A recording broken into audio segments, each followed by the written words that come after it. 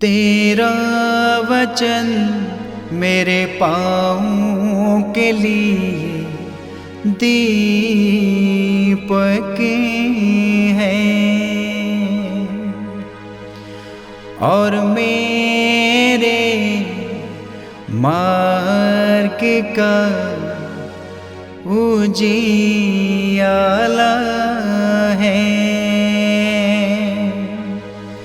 तेरा वचन मेरे पाँवों के लिए दीपक है। 2 नवंबर पहला पाठ प्रज्ञा ग्रंथ अध्याय 3 पद संख्या 1 से 9 तक। धर्मियों की आत्माएं ईश्वर के हाथ में हैं, उन्हें कभी कोई कष्ट नहीं होगा। मूर्ख लोगों को लगता है कि वह मर गए हैं। वह उनका संसार से उठ जाना घोर विपत्ति मानते थे और ये समझते थे कि हमारे बीच से चले जाने के बाद उनका सर्वनाश हो गया है। किंतु धर्मियों को शांति का निवास मिला है। मनुष्यों को लगा कि विधर्मियों को दंड मिल रहा है, किंतु वह अमरत्व की आशा करते थे। थोड़ा कष्ट सहने के बाद उन्हें महान पुरस्कार दिया जाएगा। ईश्वर ने उनकी परीक्षा ली और उन्हें अपने योग्य पाया है।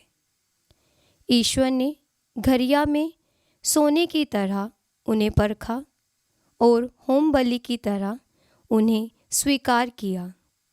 ईश्वर के आगमन के दिन वह ठुंडी के खेत में धधकती चिंगारियों की तरह चमकेंगे। वह राष्ट्रों का शासन करेंगे, वह देशों पर राज्य करेंगे, किंतु प्रभु सदा सर्वदा उनका राजा बना रहेगा।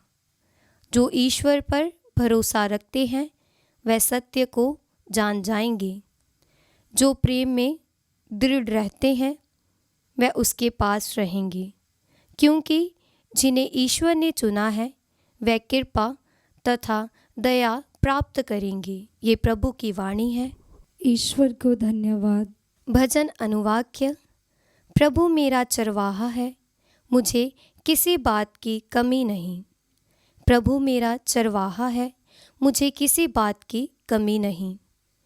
प्रभु मेरा चरवाहा है, मुझे किसी बात की कमी नहीं।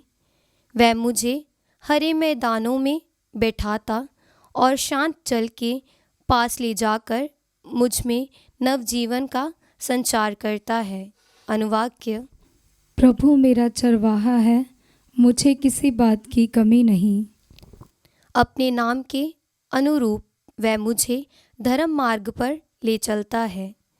चाहे अंधेरी घाटी होकर जाना पड़े, मुझे किसी अनिष्ट की शंका नहीं, क्योंकि तू मेरे साथ रहता है।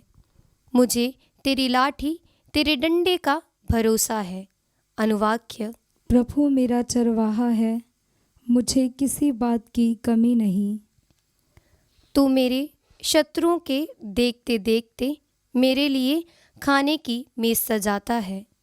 तू मेरे सिर पर तेल का विलेपन करता और मेरा प्याला लबालब भर देता है।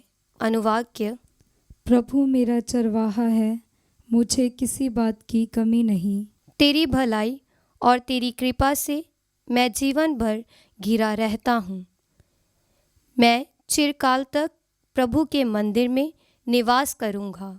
अनुवाक्य। प्रभु मेरा चरवाहा है, मुझे किसी बात की कमी नहीं। दूसरा पाठ रोमियो के नाम संत पौलुस का पत्र अध्याय 5 पद संख्या 5 से 11।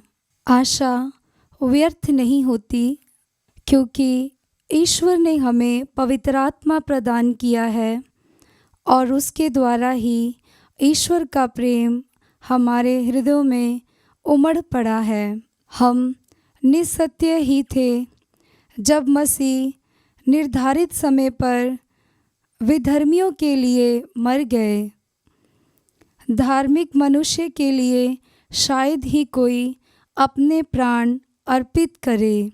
फिर भी हो सकता है कि भले मनुष्य के लिए कोई मरने को तैयार हो जाए, किंतु हम पापी ही थे जब मसीह हमारे लिए मर गए थे। इससे ईश्वर ने हमारे प्रति अपने प्रेम का प्रमाण दिया है। जब हम मसीह के रक्त के कारण धार्मिक माने गए तो हम निश्चय ही मसीह द्वारा ईश्वर के दंड से बच जाएंगे। हम शत्रु ही थे जब ईश्वर के साथ हमारा मेल उसके पुत्र की मृत्यु द्वारा हो गया था। उसके साथ मेल हो जाने के बाद उसके पुत्र के जीवन द्वारा निश्चय ही हमारा उद्धार होगा।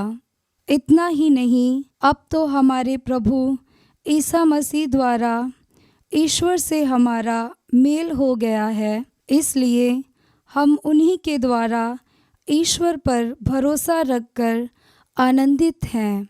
ये प्रभु की वाणी है। ईश्वर को धन्यवाद। जय घोष। हालेलुया। अनुवाक्य।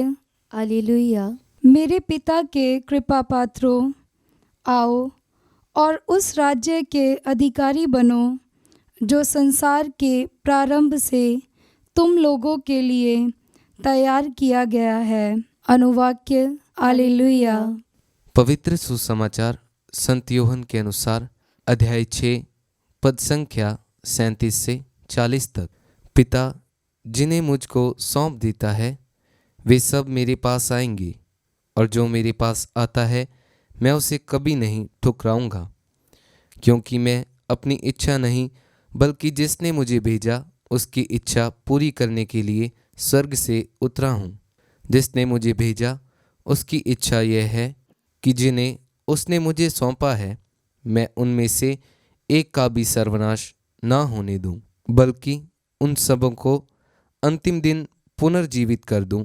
मेरे पिता की इच्छा यह है कि जो पुत्र को पहचान कर उसमें विश्वास करता है उसे अनंत जीवन प्राप्त हो। मैं उसे अंतिम दिन पुनर्जीवित कर दूंगा। यह प्रभु का पवित्र सुसमाचार है। क्रिस्त की जय।